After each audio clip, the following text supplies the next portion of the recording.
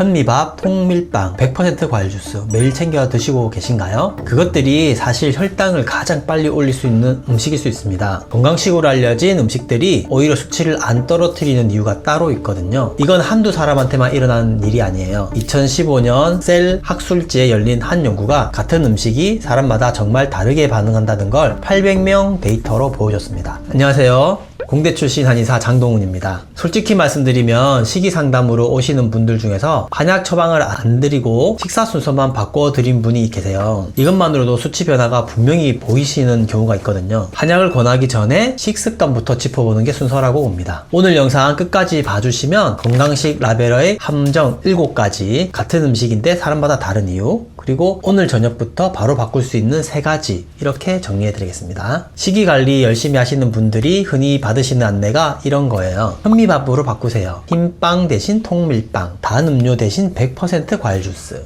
틀린 말씀은 아닙니다. 다만 그 안에 함정이 몇 개가 있는데요. 그게 왜 그러냐면요, 음식의 혈당 반응을 결정하는 요소가 사실 여러 가지인데 그 중에서 가장 큰 영향을 주는 게 가공도와 섬유질이에요. 음식의 이름이나 라벨이 아닙니다. 비유로 그려드릴게요. 사과 한 개를 통째로 드시는 것과 같은 사과를 갈아서 주스로 만든 것, 당의 양은 같은데 몸에서의 반응은 완전히 다릅니다. 통째로는 섬유질이 같이 들어가서 천천히 풀려나가요. 주스는 같은 양의 당이 한꺼번에 들어옵니다. 같은 사과지만 택배 상자에 담긴 상태로 들어오느냐, 풀어 헤쳐진 상태로 한 번에 쌓이느냐의 차이예요. 그래서 건강식 라벨이 붙어있는 음식 중에 사실은 풀어 헤쳐진 상태로 들어오는 것들이 있어요. 7가지만 빠르게 짚어드릴게요. 첫째, 통밀빵, 잡곡빵. 1번 원료가 흰 가루인 경우가 많습니다. 잡곡 한두 알 흩뿌린 거고요. 1번 원료가 100% 통밀이어야 진짜 통곡물빵입니다. 둘째, 그래놀라 시리얼. 1회 분량의 당이 적지 않게 들어가 있어요. 꿀, 시럽, 말린 과일이 더해진 경우가 많습니다. 셋째, 100% 과일 주스. 100% 과일이라고 적혀 있어도 섬유질은 빠지고 당만 진하게 남은 거예요. 넷째, 곶감, 말린 과일. 단위 무게당 당이 통과일보다 훨씬 진합니다. 다섯째, 누룽지죽. 부드럽고 곱게 만든 음식은 흡수가 빠릅니다. 여섯째, 떡과 잡채밥. 곱게 깎은 곡물에 단맛이 더해지거나 면 위에 밥이 또 올라가는 형태예요. 같은 식사에 탄수화물이 2번, 3번 겹치는 거고요. 7번째, 현미밥, 잡곡밥. 단정해서 위험하다는 것이 아니라 현미면 안전하다는 표시만 보고 얼마나 먹는지, 무엇과 같이 먹는지를 안 보시면 효과가 약해진다는 뜻입니다. 원장님, 그러면 현미밥도 위험한 건가요?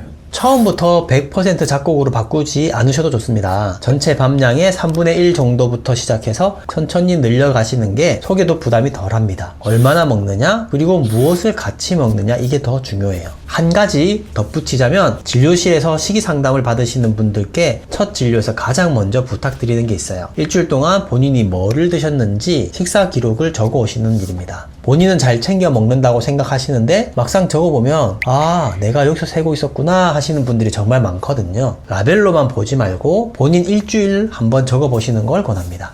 그러면 같은 음식인데 왜 사람마다 다른 거예요? 사실 이 부분이 오늘 영상에서 가장 의외이실 거예요. 2015년에 이스라엘 와이즈만 연구소가 800명에게 혈당을 계속 재는 기계를 일주일 동안 붙이고 46,000끼니의 혈당 반응을 추적했어요. 그 결과가 셀 학술지에 실렸는데요. 사람들이 똑같은 음식을 먹어도 식후 혈당 반응에는 큰 차이가 있다. 결과를 풀어드리면 한 사람한테는 오트밀이 거의 영향이 없었는데 다른 사람한테는 같은 오트밀이 혈당을 꽤 큰 폭으로 올렸습니다. 같은 음식, 다른 몸. 이게 그 논문의 핵심 결론입니다. 이 차이를 만드는 게 뭐냐 하면 장에 사는 세균 종류, 평소 활동량, 잠, 식사 시간, 이런 것들이 사람마다 다 다르거든요. 그래서 표 한 장으로 이건 좋고 저건 나쁘다 딱 정리되는 답이 사실 없는 거예요. 이 단계에서 신경 쓰셔야 하는 건 GI 지수가 낮은 음식이며 다 안전하다는 단정이 아니라 내 몸에 어떻게 반응하는지 직접 보는 일입니다. 한 가지만 덧붙이면 아시아인은 같은 양의 탄수화물을 먹어도 백인보다 혈당이 2배, 3배 가까이 확 치솟습니다. 인종마다 인슐린이 나오는 방식이 달라서 그래요. 한국 분들에게는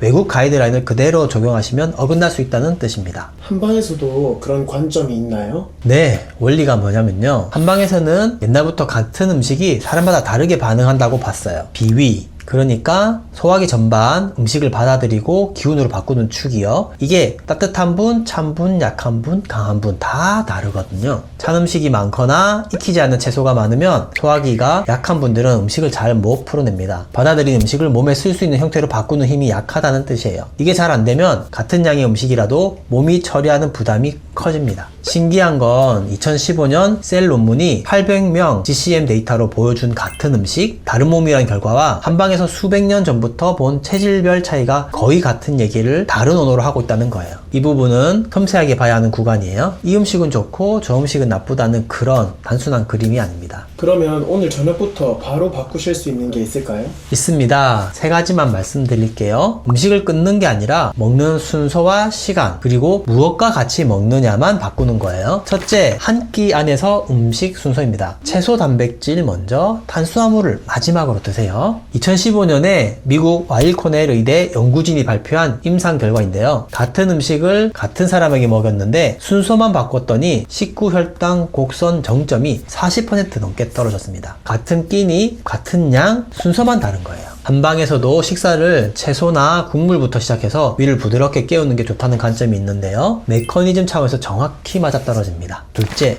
식후 10분 걷기입니다. 단 핵심은 10분이 아니라 식후 바로라는 부분이에요. 2025년 학술지에 실린 연구를 보면 식후 즉시 10분 걷기가 식후 30분에 시작하는 30분 걷기보다 혈당 정점을 더 잘 잡았습니다. 길이가 아니라 타이밍이 결정적이라는 거죠. 다만 12명 소규모 연구라 더 큰 연구가 쌓여야 합니다. 그래도 메커니즘 차원에서 식후 즉시 근육을 움직이면 그 자리에서 당을 잡아준 작용이 강하게 일어나거든요. 식후 30분 누워 계시면 같은 식사인데도 혈당 곡선이 훨씬 가파르게 올라가는 겁니다. 이걸 신경 쓰지 않으시면 시기를 아무리 바꾸셔도 효과가 절반으로 줄어드실 수 있습니다. 셋째, 식사 시간대입니다. 같은 음식이라도 아침 9시에 드신 것과 저녁 9시에 드신 것의 혈당 반응이 다릅니다. 가능하시면 저녁 식사를 조금 이른 시간으로 옮기시고 야식은 줄여보시는 것을 권합니다. 한 가지 더 말씀드리면 본인이 어떤 음식에 어떻게 반응하는지 보시는 가장 간단한 방법이 있어요. 혈당 측정기가 있으시면 식후 1시간 시점에 한 번만 재보세요.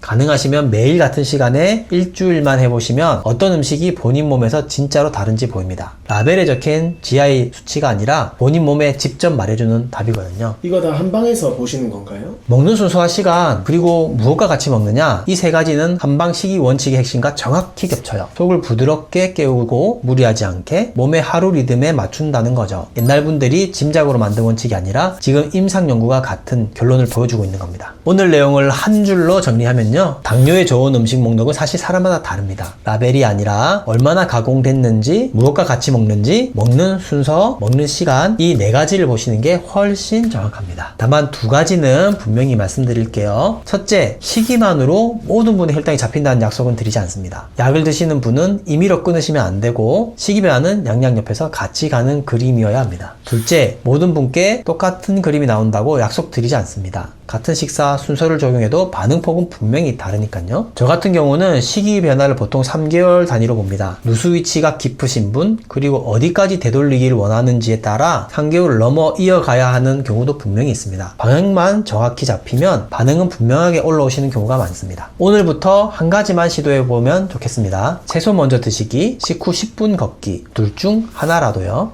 그게 진짜로 작동하는 걸 직접 보시면 그 다음은 자연스럽게 이어집니다. 더 궁금한 점이 있으면 댓글로 달아주세요. 지금까지 공대 출신 한의사였습니다. 감사합니다.